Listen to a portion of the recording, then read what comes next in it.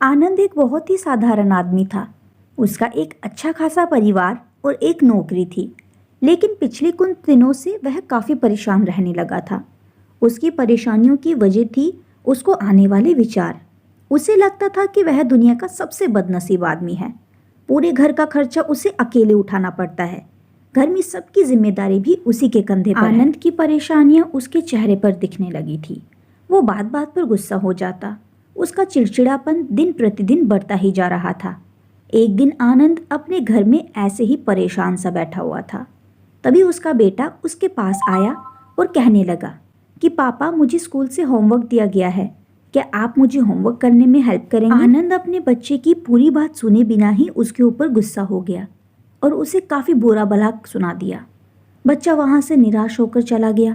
थोड़ी देर बाद आनंद का गुस्सा शांत हुआ, तब उसे अपनी गलती का एहसास हुआ।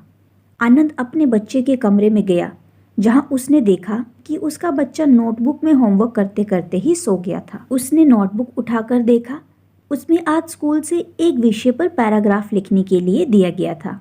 विषय कुछ ऐसा था, ऐसी चीज़ें जो पहले बुरी लगती है लेकिन होती अच्छी हैं। बच्चे ने एक कुछ पैराग्राफ उस विषय पर लिख लिए थे। आनंद उस नोटबुक में लिखे को पढ़ने लगा। बच्चे ने कुछ इस तरह से लिखा था, मैं उन परीक्षाओं का धन्यवाद करना चाहूँगा जो पहले मुझे बहुत बुरी लगती थी, लेकिन बाद में मुझे समझ आया उसके बाद ही वैकेशन आता है। मुझे बीमारी में खाई जाने वाली सभी कड़वी दवाइयों से नफरत थी, लेकिन बाद में मैं समझ पाया कि उन्हीं दवाइयों की वजह से मैं स्वस्थ हो पाता था और बाकी सभी चीज़ों का मज़ा ले पाता था। सुबह सुबह बजने वाला अलार्म मुझे अच्छा नहीं लगता था, लेकिन बाद में समझ पाया उसी अलार्म की वजह से मुझे सुबह जल्दी उठने की आदत लगी और वही अलार्म ही मुझे ज़िंदा होने का एहसास दिलाता है।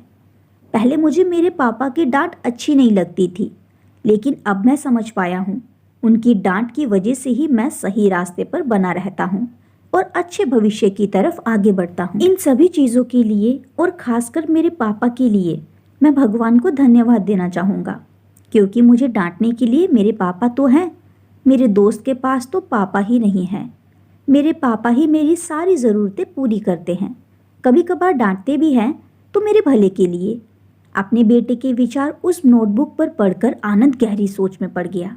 बेटे के लिखे हुए विचार उसके दिमाग में घूमने लगे। उसे लगा जैसे वह कई दिनों से किसी गहरी नींद में सो रहा था और ये नोटबुक पढ़ने से उसकी नींद खुल गई हो। आनंद ने पेन और नोटबुक ली और अपने विचार लिखना शुरू किए। आनंद ने लिखा कि मुझे मेरे अपने घर का सारा खर्च उठाना पड़ता है। इसका मतलब है मेरे पास एक बहुत अच्छा घर है और नौकरी भी उन लोगों से कहीं बेहतर है जिनके पास घर या नौकरी नहीं है। सबकी जिम्मेदारी मुझे निभानी पड़ती है। इसका मतलब है मेरे पास अपना एक परिवार है।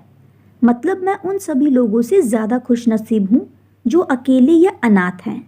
आनंद ऐसे ही एक के बाद एक अपनी सारी परेशानियाँ लिखता गया और उन परेशानियों का दूसरा पहलू जो कि पूरी तरह पॉजिटिव था। ये सब करने के बाद उसका मन और दिमाग बिल्कुल हल्का हो गया। उसे लगा जैसे जिन्हें वो परेशानी समझ रहा था वो कोई परेशानियाँ थी ही नहीं। दोस्तों, हम में से कई लोग अपने जीवन में घटने वाली हर घटना को नकारात्मक दृष्टि से देखते हैं और हमेशा दुखी रहते हैं। हमें हर समस्या या परेशानी को सकारात्मक दृष्टि से देखना चाहिए। जिस दिन से हम ऐसा करने लगेंगे उस दिन से हमारी हर समस्या गायब हो जाएगी, क्योंकि कोई भी समस्या एक नेगेटिव विचार से ज़्यादा कुछ भी नहीं होती है। तो दोस्तों, कैसी लगी आपको ये कहानी? आप कमेंट सेक्शन में अपने विचार ज़रूर बताइएगा।